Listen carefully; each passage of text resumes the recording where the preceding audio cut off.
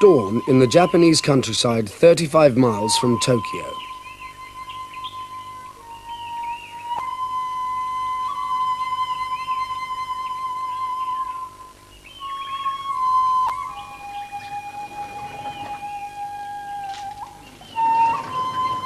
Every day of the year, Otake Risuke leaves his house at this time to pray.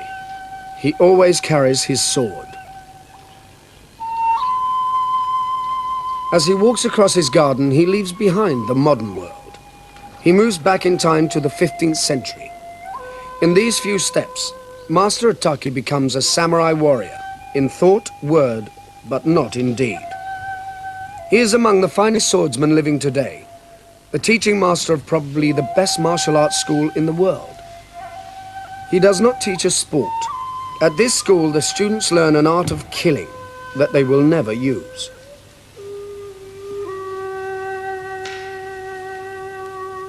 The second part of the morning ritual consists of exercises in the art of swordsmanship. The Japanese call this iai jutsu, the art of drawing the sword. Even now, life in Japan is lived on the floor, so it's natural to start fighting techniques from a kneeling position. Also, at night, a kneeling person is harder to see.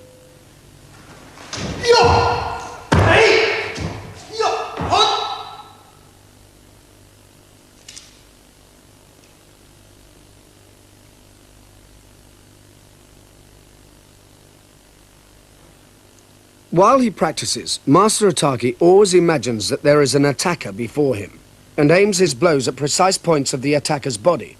His sword strokes are aimed to kill. After each group of strokes, part of the technique is to shake the blood from the sword before returning it to the scabbard. He never takes his eyes from his imaginary enemy.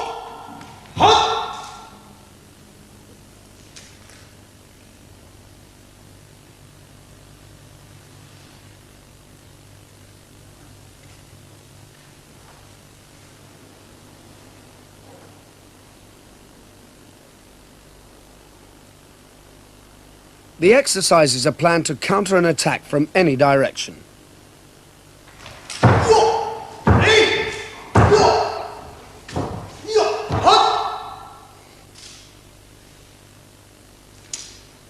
To be effective, the art must be used by a warrior who has developed his willpower.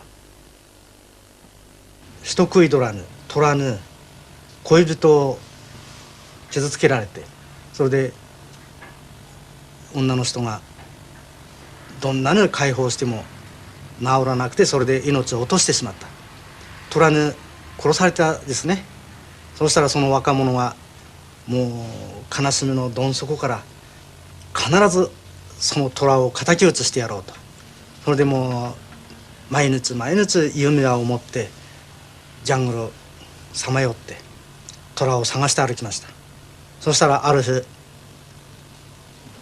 虎がジャングルの向こうに寝ているところが姿が映ったもんで、よし、この虎に違いないと、これが俺の恋人を殺した虎に違いないと言って矢をつがえて撃ったんですね。そしたら狙い誤ったずその虎に突き刺さった。そして2番目の矢をつがえてそろそろ虎のそばへ行ってみたら、なんとそれが虎ではなくて虎が寝ているのによく似た椅子だと。その椅子に矢が突っ立った。そしてそれが評判になって村人たちが驚いて、弓矢が椅子に突き刺さったんだ、それじゃあもう一回やってみろ。あとはもう何回やってもダメなの、プーンプーンとみんな跳ね返っちゃうね。それはやっぱりもう椅子であるということがはっきり分かってからだからダメなの。恋人の形だって言ってもう一寸不乱に矢を追いかけたので椅子に突き刺さったって。一寸岩をも通すという言葉があるね。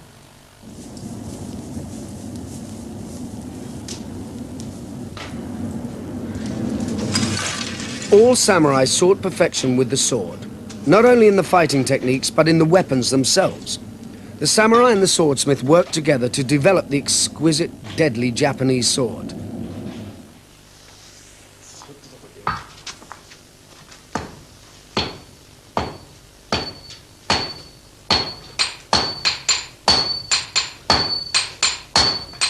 Sword making reached its peak of skill by the 14th century. The process starts with a lump of crude iron. It is purified by hammer blows and by pouring a liquid made from ash over it.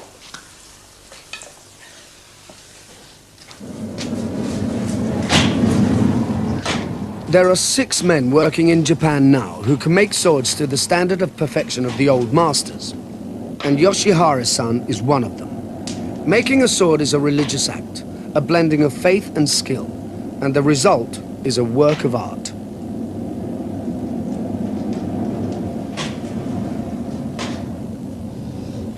A blade made by Yoshihara-san is worth about £10,000. Most of them are bought by collectors and, to his regret, put straight into bank vaults.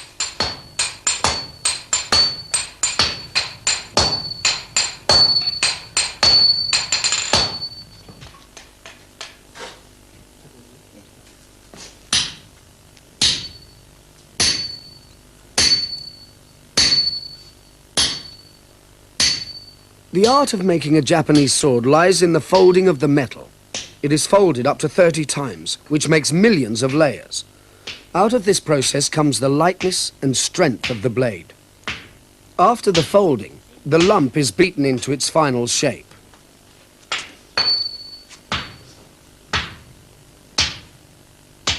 The swordsmith makes only the blade.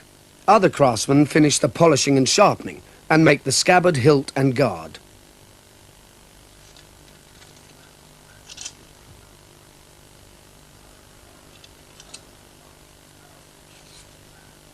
Master Otake's own sword is 600 years old, and the guard is 400 years old. Both were made by famous craftsmen.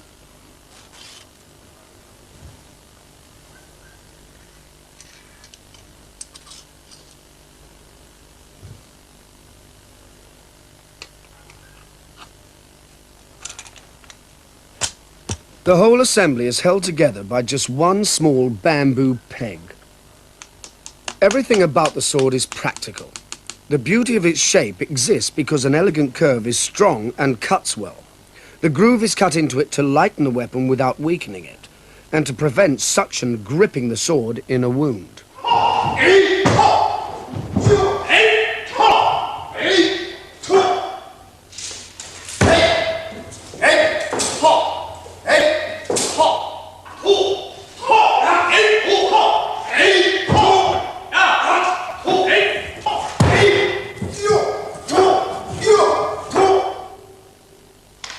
All teaching sessions at the school start with practice in the art of the sword.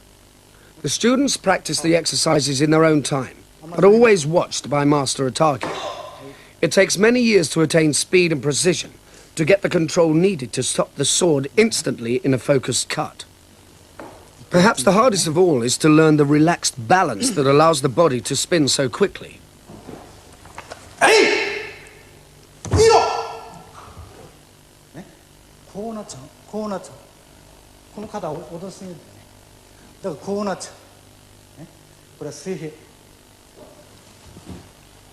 To practice the techniques of combat, the school uses wooden swords, bokken, so that a mistake does not cause injury or death. Their teaching is based on the weak points of Japanese armor, which for the sake of flexibility did not protect the blood vessels on the insides of the arms and legs. Their purpose is very different from the sword-based sport of kendo, where the strikes are aimed at the protected part of the body. この振りかぶり方、まだ後ろ見ちゃった。この振りかぶり方はこれで触らないの、これやるとぶつかるから、ぶつからないように巻き打ちっていう上段ですね。そういうふうに、それで真っ向を切るようです。はい。面くるやつを体をかわして首に入る。それを稽古ではこう受けますね。受けておいてバッ。人間の体は動脈全部この内側ね。だからこれを切るわけですね。